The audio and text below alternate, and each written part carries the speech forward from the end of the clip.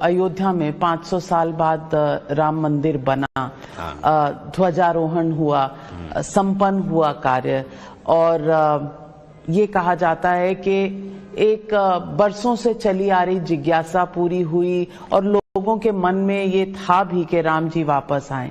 प्राण प्रतिष्ठा के समय में लोगों ने ये भी सवाल उठाए कि जब तक पूरा मंदिर बन नहीं जाता प्राण प्रतिष्ठा होनी नहीं चाहिए थी।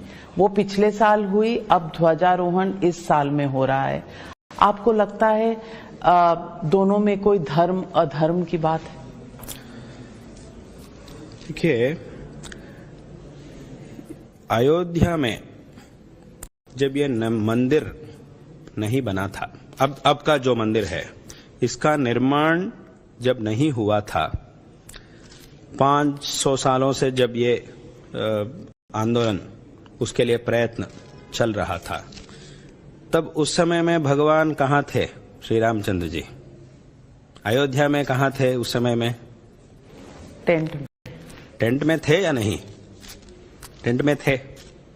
टेंट में भगवान थे। इसका निर्माण से पहले टेंट में भगवान थे। मतलब अयोध्या जो है वो ऐसा एक पुण्य क्षेत्र है जहां स्वयं भगवान रहने की इच्छा रखते हैं। भगवान अपनी इच्छा से वहां आकर विराजमान है। क्योंकि अगर हम रामायण में अगर हम देखेंगे तो उसमें क्या दिखता है?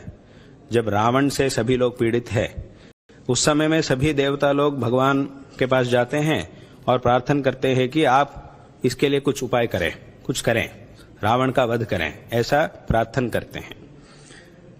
उसी समय में महाराज दशरथ भी पुत्र प्राप्ति के लिए बहुत कुछ प्रयत्न करता रहता है, कुछ अनुष्ठान सब कुछ करता रहता है, प्रतीक्षा करता रहता है। यहां देवता लोग भी आप अयोध्या में जाकर अवतार करें ऐसा भगवान से प्रार्थना नहीं की थी। देवता लोगों ने सिर्फ इतना ही प्रार्थना की थी, आप रावण का वध करने के लिए कुछ करें, उतना ही प्रार्थना उन्होंने की थी। और दशरथ ने भी मुझे पुत्र चाहिए, बस इतना ही उसकी प्रार्थना थी। उसको ये प्रार्थना नहीं थी कि स्वयं भगवान ही मुझसे जन्म ले, ऐसे ही प्रार्थना उनके मन में नहीं थी। उनको पुत्र प्राप्ति होनी चाहिए, बस उतनी ही इच्छा थी।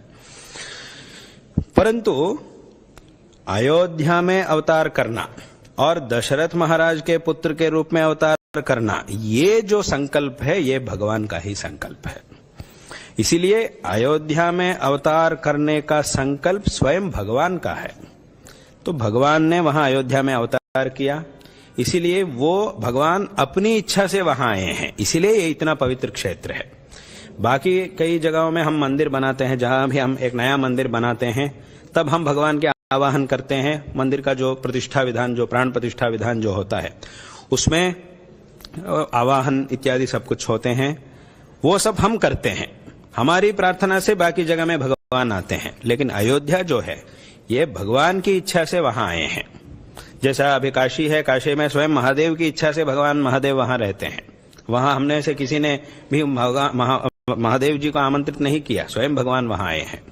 इसलिए हमारे देश में ऐसे कुछ स्थान हैं जहां भगवान ही इस दुनिया की रक्षा के लिए, भक्तों का अनुग्रह के लिए स्वयं भगवान वहां आए हैं। ऐसे क्षेत्रों में से अयोध्या एक है। तो इसीलिए यहां अभी आप जब प्रश्न कर रही थी उस समय में आपने एक बात कही कि भगवान वापस आए हैं, लेकिन हम कहना चाहते हैं कि भगवान वापस नहीं आए, भगवान वही है। भगवान और कहीं नहीं गए हैं, भगवान वही है। लेकिन पहला एक मंदिर में एक मूर्ति के रूप में थे। जब मंदिर का ध्वस्त हो गया, मंदिर ध्वस्त हो गया था, उस समय में भगवान अरूप अमूर्ति के रूप में थे, और जो रामलला मूर्ति जो टेंट में थे उसके स्वरूप में थे। अब फिर वापस जो मूर्ति है उसके स्वरूप में है। तो इसीलिए अयोध्या जो है ये भगवान का ही स्थल है। भगवान ही अपनी इच्छा से वहां रहना चाहते हैं। हमें ऐसा कहना है कि भगवान ही अपनी इच्छा से वहां रहते हैं। बाकी जब मंदिर होते हैं वहां ऐसा नहीं होता, हमारे आवाहना से भगवान वहां आते हैं। तो इसीलिए अयोध्या में भगवान सदैव रहते थे, हैं, अभी भी है।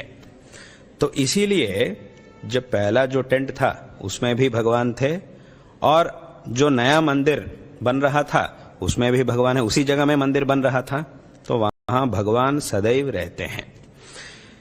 मतलब ऐसा शास्त्रों में कहा गया है कि जब मंदिर पूर्ण नहीं होता, उसमें पूर्ण मंदिर का जो पूर्ण निर्माण होता है उसके बाद उसमें प्राण प्रतिष्ठा होना चाहिए, ऐसा कहा गया है पुराणों में, वो तो है। परंतु हमें ऐसा लगता है कि अयोध्या की जो बात है वो तो अलग है, इस जगह में हमें ऐसा सोचना नहीं चाहिए, ऐसा हमें लगता है।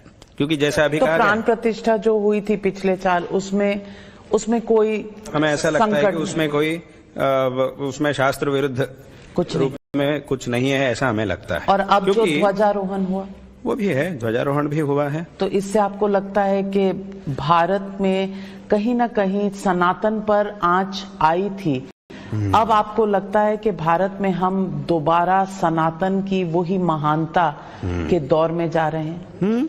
अच्छा, सनातन धर्म का विशेष रूप से अभी उद्धार और उसका उत्थान विशेष रूप से अब हो रहा है, क्योंकि अभी ये सब जो हो रहा है, मंदिर का निर्माण जो 500 साल से कितनी प्रतीक्षा थी मंदिर के लिए, कितने लोगों ने अपने जान को इसके लिए समर्पित किया, कितना बड़ा आंदोलन हुए थे इसके लिए। परंतु ये सब अभी हम सब भाग्यशाली है कि हम देख रहे हैं, हमारे समय में हुआ है।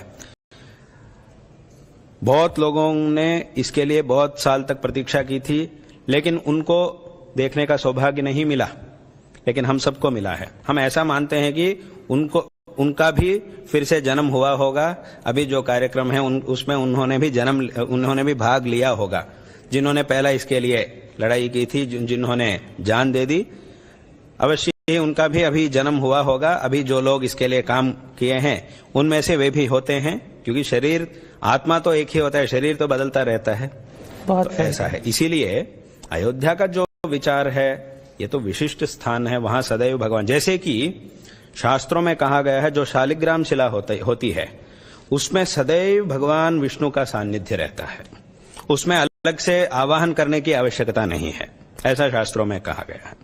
और जो बाण लिंग होता है, जो नर्मदा नदी के जो बाण लिंग होता है, बाण लिंग में महादेव का सान्निध्य सदैव होता है, उसमें भी आवाहन करने की आवश्यकता नहीं है, सदैव भगवान उसमें सन्निहित रहते हैं। बाकी जो मूर्तियां बनती है, शिला इत्यादि, उसमें तो आवाहन करना पड़ता है, वो तो है। लेकिन इसी प्रकार अयोध्या जो है वो भगवान का स्वस्थान है, भगवान ही वहां रहने के लिए आए हैं। इसीलिए यहां ये अयोध्या क्षेत्र जो है वो बाकी सभी जगहों से ये अलग है। इसके लिए बाकी जगह में हम जैसा देखते हैं, जैसा सोचते हैं, ऐसा यहां सोचना नहीं चाहिए, ऐसा हमें लगता है। तो इसीलिए वहां भगवान सदैव है।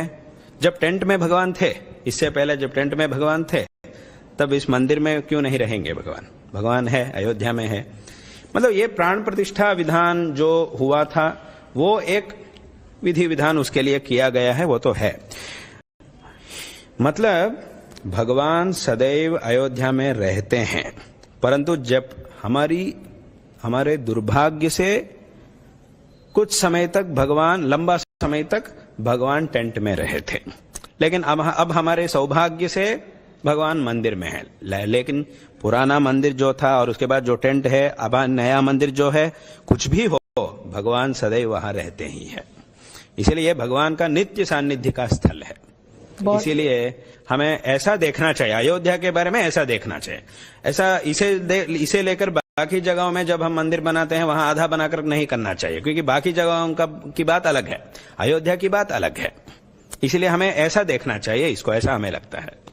आज आपने कहा है तो बहुत लोगों के मन से ये बात समझ में आएगी। कुछ लोग ये भी सवाल उठाते हैं कि धर्म में और जो लोग पावर स्ट्रक्चर में रहते हैं, इनको अलग अलग रहना चाहिए, यानी कि प्राण प्रतिष्ठा या ध्वजारोहण क्या देश के प्रधानमंत्री को करना चाहिए या किसी धर्म गुरु को करना चाहिए, ये भी सवाल उठते हैं।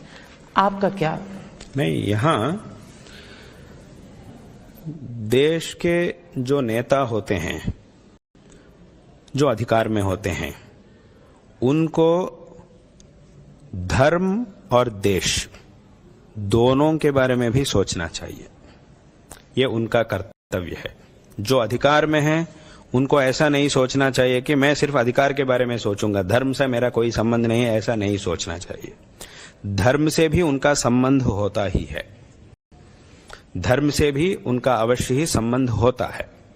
जब हम धर्म को छोड़ देते हैं तब देश की स्थिति ठीक से नहीं हो सकती है। जब हम देश को छोड़कर सिर्फ धर्म के बारे में सोचते हैं वो भी ठीक नहीं है। देश और धर्म दोनों की भी बहुत आवश्यकता है। जैसे कि दो आंखें हैं हमारी दो आंखें हैं,